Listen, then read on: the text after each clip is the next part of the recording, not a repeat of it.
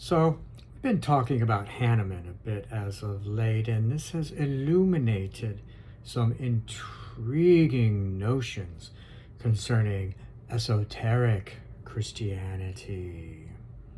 So, Hanuman, as you may recall, is the Eastern Vedic embodiment of Dharma, duty, and devotion to the higher manifestation of Godhead.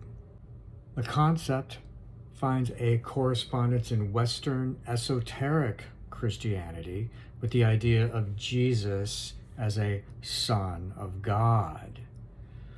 In this role, which appears throughout the Gospels, Jesus is actually giving instruction for how you can become a son of God.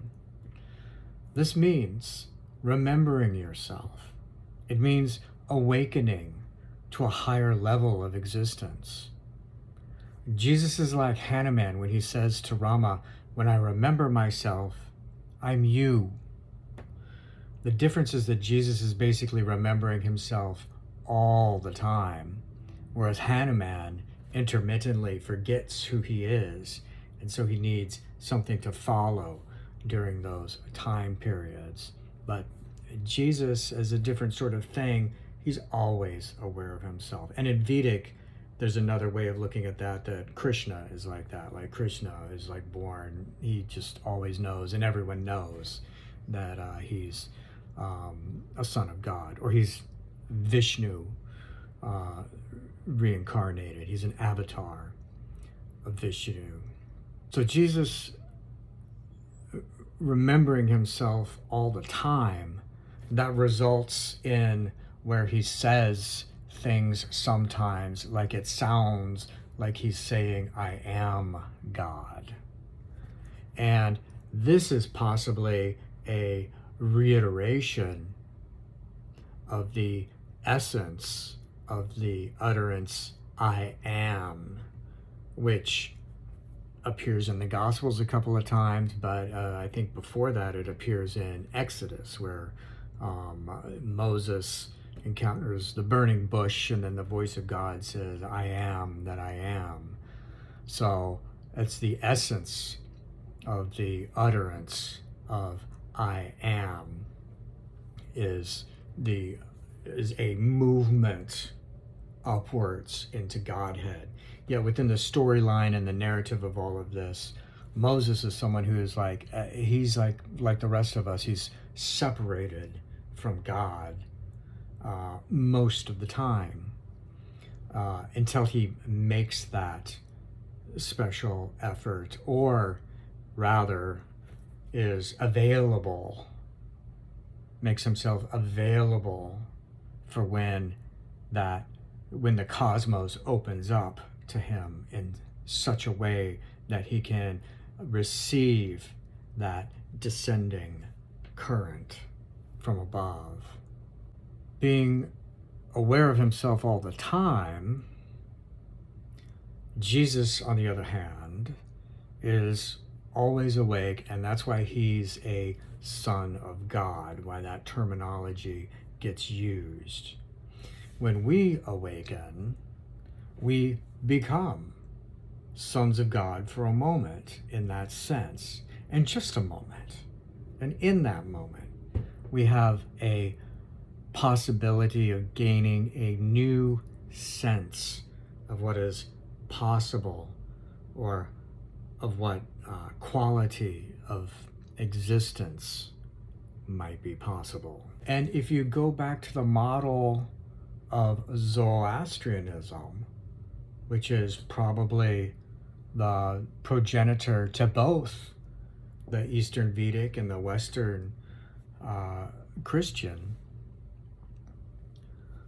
it's very clear in the teachings that the pre-soul is from God, a son of God, that comes down into earth, or comes in and is reborn into carnal existence, and by that process kind of like forgets where he came from and loses touch with it, but he's still like a son of it. I mean, just even if you take just basic Christianity, that the basic creation idea that God created all life and all people. Well, we're creations, so it's not crazy to say that everyone is a son of God in that sense. It's not a leap at all. It's just something about church Christianity came and just sort of seized on this idea and said, oh no, there's only one thing, one point of focus or attention that you can possibly have that is a son of God. And it's not you, it's someone else. And it's this guy. And you need to follow what we say about what this guy said. I think one of the greatest errors of church Christianity, there's a lot, but one of the great one occurs in the translation from the Greek of the words only begotten Son, which appear several times in the Gospel of John, at least, maybe others, but I'm thinking specifically of the Gospel of John. And here the Greek word monogenes was translated into only begotten, when really a more proper translation of the Greek monogenes is alone becoming. So just allow yourself to just reflect on that for a moment. My alone becoming Son. That indicates a state that's available to others, not reserved for only one. It refers to the process of becoming, the actualization of that becoming, and the sense in which it takes place, which is a sense of aloneness. In other words, a sense of inner, a focusing of attention inwardly. And in 1 John chapter 3, he says, behold, what manner of charity the Father hath bestowed upon us, that we shouldn't be called and shouldn't be the sons of God. And there's a couple other places in the Bible where you'll find this, but there's parts where it actually still says we're ordinary people, non-Jesus people are saying, referring to themselves as sons of God, or that they could potentially become sons of God. And then if you read the Philokalia, they say it all over the place there. And so those are the earliest, the first Christian monks in the deserts of Egypt and in Greece, working these things all out firsthand, and they use the term frequently. So it's something that was like superimposed. The idea of one Son of God, and that's Jesus, is a result of hundreds and hundreds of years of church Christianity. So going back to Hanuman and his other statement to Ram, when I forget who I am, I follow you. This is also a lesson in here about dharma or duty. When you can't remember that you are a son of God, you can at least do your duty, which comes back to serving the dharma of where and when you find yourself in the universe. So in the Gospels, Jesus expresses this idea with render unto Caesar that which is Caesar's. So it means whatever context and situation I find myself in, I try to serve that particular situation rather than trying to force my inner thought or my inner reaction onto it. Gurdjieff talked about this also with the term external consideration, which involves remembering that you're performing a role and that your aim is to try and serve the nature of that role.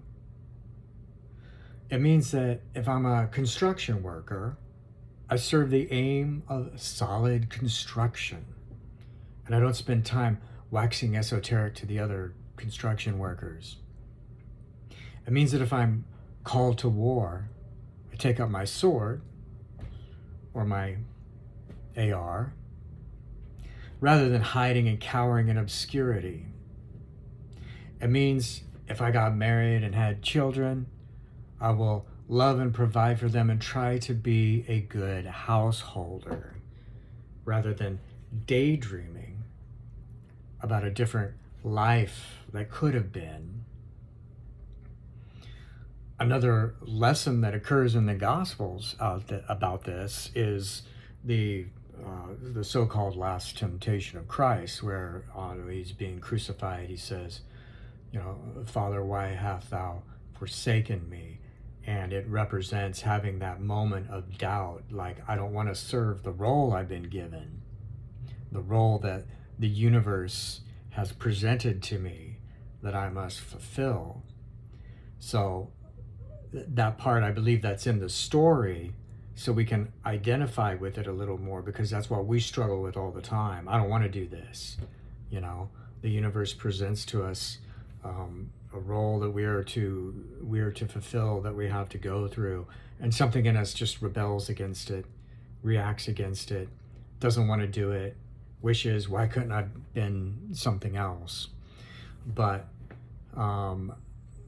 in the story in the Gospels, well, he goes through with it, and he's been doing that all the way leading up to it. The whole story of the Passion is he has so many opportunities where he could just run away, and if you don't get this idea that there's a deeper meaning attached to it, then you read it and you just say, oh, this is dumb, why didn't he just run away? Why doesn't he go do this or talk his way out of it or something? Well, he doesn't, because he understands that part of the process of becoming, a son of God, of aspiring to that son of God. What happened there? Aspiring to that state of being requires a certain kind of dedication to one's aim, right? Not a dedication. You don't confuse that with dedication to some thing that I made up, right? So you have to kind of be at a point where you can receive and see clearly what's going on and what the universe is projecting you to some sense, to get an idea, an idea of duty, an idea of dharma, so that you don't mistake what is actually a reaction, what is actually another self saying, no, let's go do this, it's more fun. Like Pinocchio getting talked into going and smoking cigars and playing pool with the bad kids and growing donkey ears, right? It means staying on track with your aim, with your wish upon a star. There's so much in Pinocchio. I'll probably have to do another show just about Pinocchio. So I'm not going to get pulled into Pinocchio right now, but I'm going to say, when we do finally find ourselves in that magic moment and remember who we really are, like Hanuman gets to, when I remember who I am and what we always were really before we descended, fell into all this worldly stuff, because we all start out as fallen angels. We all start out in a fallen state. That movement of realizing that, of awakening, which is an upward movement, will allow us to be able to receive a higher form of nourishment that can transform and restore our super substantial pre-soul nature, our nature before the fall. And of course, the whole concept of following the earthly manifestation of the divine is what Jesus is really all about. And it's what Hanuman is all about. The divine, the Word becoming flesh, the essence reincarnating into carnality as an avatar. This is part of the descending current. It's all a lesson about the pattern of the descending current, reaching down from above and giving us a chance. The descending current that we follow in our pre-soul nature so that we fall to earth and are reincarnated or established here in a carnal form so that we can go through this process of struggling with inertia, of following Dharma, while at the same time struggling with it, because it's never easy. And if you wanted the easy way, I don't think you would have listened this long into this show. And with that, may your inner fire burn more brightly than the sun.